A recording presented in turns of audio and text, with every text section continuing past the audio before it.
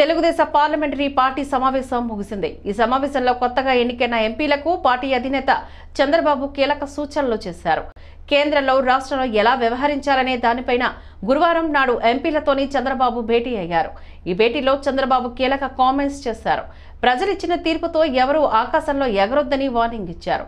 ప్రజలు నమ్మకంతో ఇచ్చిన విజయాన్ని బాధ్యతగా సమాజ సేవ చేసేందుకు వినియోగించాలని దిశానిర్దేశం చేశారు. రాష్ట్ర ప్రయోజనాలను పట్టించుకొని వైసీపీ ఎంపీలు జగన్ కేసుల మాఫీ అజెండాతోనే ఢిల్లీలోని పైరవీలు చేశారని చెప్పారు.